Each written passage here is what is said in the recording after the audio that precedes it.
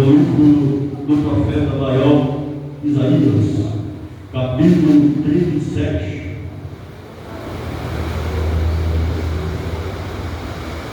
Capítulo 37, versículo 17.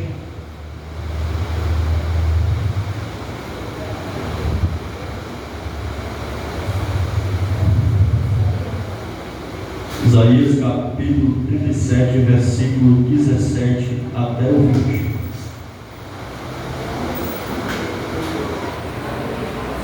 Que Deus abençoe a vida da amada igreja. Abençoe meu amigo Diácono Ivanildo, Jesus, glória a Deus. Todo mundo encontrou? Tem alguém procurando aí? Você breve e rápido. Diz assim, 17. O tema aqui é a oração de Ezequias, começa no 14, vai responder no 17. Inclina ao Senhor os ouvidos e ouve, abre, Senhor, os olhos e vê, ouve todas as palavras de Senaqueribe, as quais ele enviou para afrontar o Deus vivo.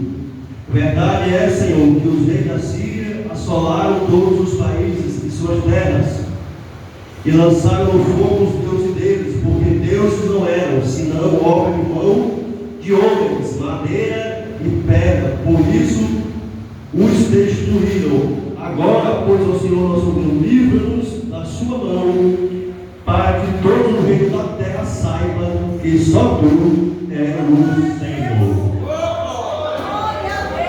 Vou dar aqui um tema para essa mensagem. O tema é: Deus vai colocar por terra todas as ameaças que têm se levantado contra a tua vida. Nessa noite Deus vai colocar por terra, Deus vai colocar por terra mais uma ameaça do teu inimigo e do teu adversário dessa noite. A Bíblia fala que o rei da Síria, o rei de Senaqueribe, no ano 701 a.C., ele intentou no seu coração destruir o rei Ezequias, que estava no comando do reino do sul, dividido em duas tribos, a tribo de Judá e a tribo de Benjamim. Jerusalém era uma cidade muito almejada, muito desejada pelas outras nações, porque essa cidade foi entregue ao povo de Deus por uma promessa feita pelo próprio Deus, e a promessa era que o povo ia herdar uma terra que manava leite e mel, uma terra onde tivesse a mão de Deus, a bênção de Deus, a presença de Deus naquela terra. Essa cidade de Jerusalém, ela foi conquistada pelo segundo monarca, rei Davi, dos jebuseus, e virou a capital de Israel. E então os inimigos da igreja, os inimigos do povo de Deus, os inimigos de Israel, que no caso era o rei da Síria, ele tentou tirar o melhor do povo de Deus. E hoje não é diferente. O nosso inimigo, o nosso adversário, ele quer tirar o que eu e você temos de melhor. O que é que nós temos de melhor? É a presença de Deus, é a essência do Espírito Santo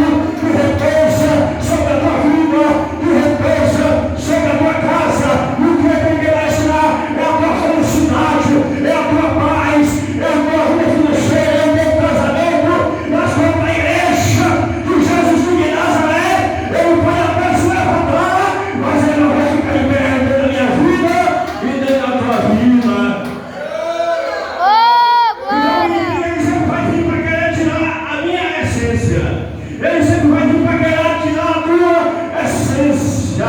Ele vai querer vir para te destruir, para te destruir. Esse é o alvo dele, mas ele não vai conseguir. Quem lembra de Nabote? Tinha a sua vinha, e essa vinha era fechada pelo rei Acabe, a qual Jezabel tirou na força do braço, porque aquilo que era de melhor o inimigo tentou tirar. E o rei da Síria trouxe uma ameaça para o rei Ezequias. Quem era o rei Ezequias? Ezequias, ele era filho, louvado seja o nome do Senhor, do rei Acais. Esse rei Acais foi um rei mau, um rei perverso, um rei que não se dedicou a cultuar a Deus, que não se dedicou a adorar a Deus, a servir a Deus.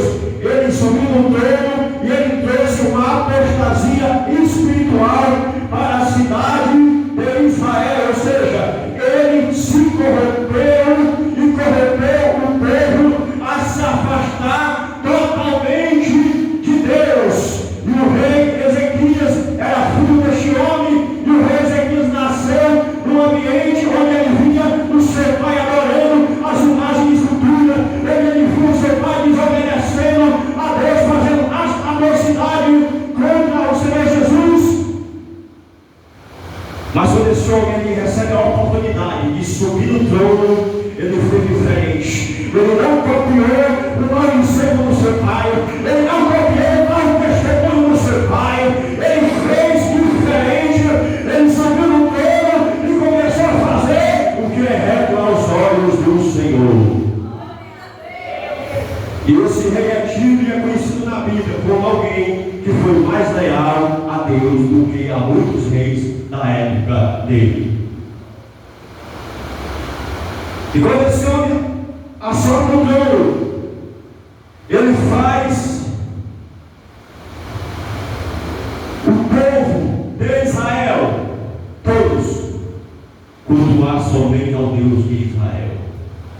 Ele manda quebrar as imagens de escultura, ele manda tirar a idolatria da cidade de Israel, da cidade de Jerusalém, e ele baixa um decreto: no meu reino, todo mundo aqui vai servir somente o Deus que eu sirvo. E ele trouxe uma reforma religiosa para o seu reino. Louvado seja o nome do Senhor. E agora o homem que estava fazendo o que era reto aos olhos do Senhor, que estava agradando a Deus, que estava no templo cultuando, servindo ao Senhor,